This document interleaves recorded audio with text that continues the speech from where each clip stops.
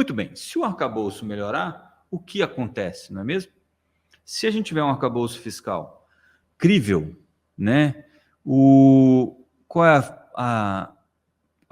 o principal efeito nos investimentos? É queda na taxa de juros, ancoragem de expectativas de inflação e então queda na taxa de juros, principalmente na curva futura de juros, tá? Muito bem, tá aí, ó.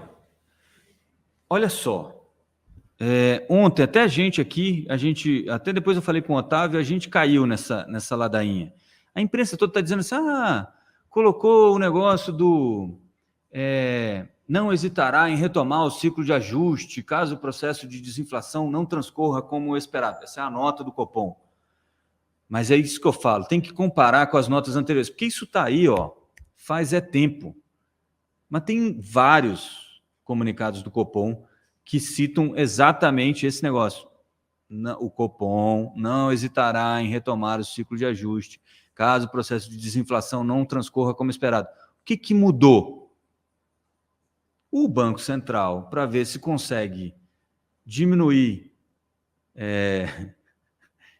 a dose de estresse que vem do executivo, né, do governo federal, colocou esse comecinho aí, ó, apesar de ser um cenário menos provável. Isso não estava. E isso é um aceno do nosso querido Roberto Campos Neto e do grupo lá do Banco Central para o governo, para falar assim, olha só, amigo, a gente fala isso por quê? Porque como Banco Central eu tenho que dizer o seguinte, se mudar o cenário, eu vou retomar o ciclo de aperto monetário, porque o meu mandato aqui é segurar a inflação. E o que isso quer dizer? Vou subir os juros. Esse é o trabalho do Banco Central. Então, isso está sempre aí, está aqui nos Estados Unidos, na Europa, na Austrália, na Nova Zelândia. Se você buscar os comunicados dos bancos centrais, quase todos eles têm isso. Se for necessário, nós vamos mudar a política de juros. É isso que ele está dizendo.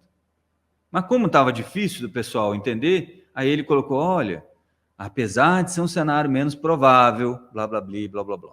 Mas tem uma outra coisa que eu acho que é mais legal, que teve nesse comunicado que não está aí.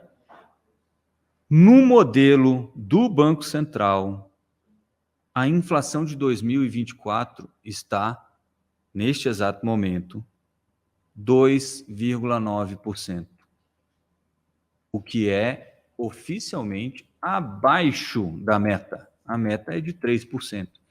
Muito bem, entendam o seguinte, o que acontece? A maioria dos bancos aqui, gestores e etc., imputou no modelo deles, incluiu no modelo deles, uma mudança na meta de inflação.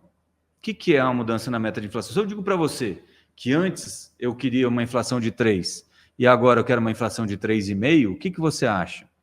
Que você está buscando aumentar a inflação. E não é isso, na verdade, né? Você está querendo dar um pouco mais de respiro para o Banco Central, para ele poder começar a manobrar os juros de uma forma um pouco menos agressiva ou restritiva, certo? Mas o efeito disso é exatamente o contrário. Vocês viram isso numa conversa que eu tive com o Alexandre Schwartzman, que é um cara extremamente pedagógico, né? Embora às vezes um pouco mais ácido, né? Mas eu gosto dele justamente por causa disso, né? Nos identificamos. Ainda não me identifico com ele com o ciclismo dele, que é de alta excelência, enquanto o meu ciclismo é triste. Mas o que estava falando é o seguinte: se então os bancos, né, as gestoras estão calculando que a meta vai ser mudada, eles já estão calculando inflações mais altas lá para frente, né, mais altas que as esperadas hoje. Por isso a desancoragem de expectativas. Então, o que resta ao governo agora? E aí já começaram a circular notícias por aí nos bastidores de que o governo vai propor uma antecipação da reunião do CMN, né, do Conselho Monetário Nacional, que o coitado do Haddad confundiu lá no começo. Muita coisa para ele também, né? Muita novidade, gente. Né? Haddad, coitado. Ele é uma boa pessoa, vocês é que são duros com ele. Confundiu lá com o CVM, né? Mas o Conselho Monetário Nacional, então, em junho, normalmente, diz qual vai ser a meta de inflação para 3 anos à frente. A ideia que está circulando agora é o seguinte: a gente não vai mudar as metas que já estão estabelecidas. mantém as metas, mas a gente aumenta a banda de flutuação. Em vez de 1,5, né? Porque se a inflação, a meta é 3, e eu tenho 1,5 de banda, eu posso ir a 4,5 ou a 1,5, certo? Né? 3 mais 1,5, 4,5, 3 menos 1,5, 1,5. Era assim que era a matemática antigamente. E aí você vai ampliar essa banda para 2. Então, a inflação poderia ir de 3 a 5. E lembre-se, lá em 2024.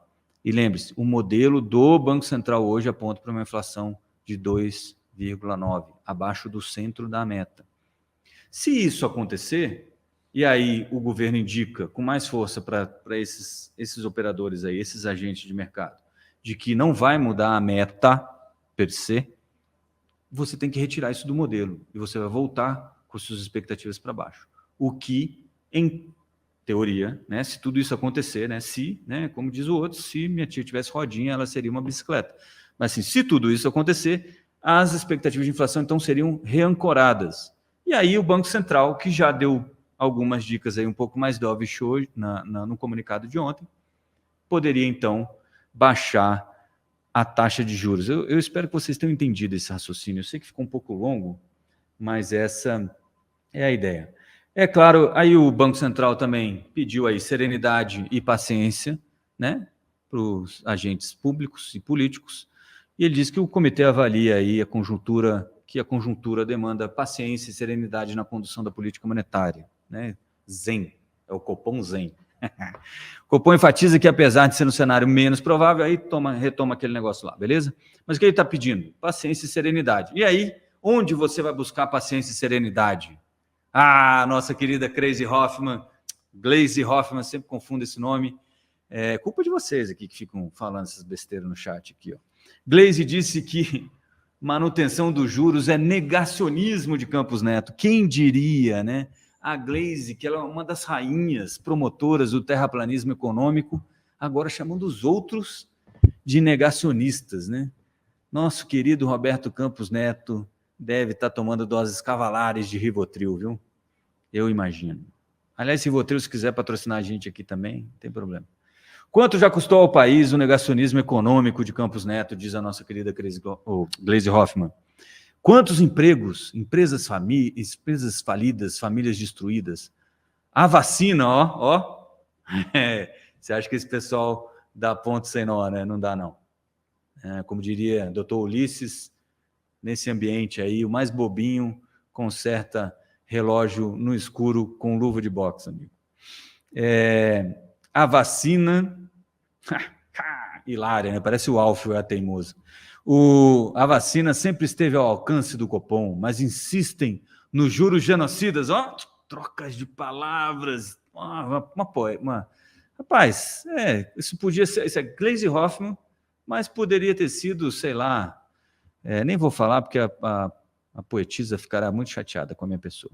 Até quando ficarão impunes? Diz a nossa querida Glaze Hoffman. Eu espero que ela tenha lido o comunicado do Copom. Eu entendo a função dela na República Brasileira. E é isso. Força, Glaze. Força. Tem que ter um contraponto, né? Tá tudo bem.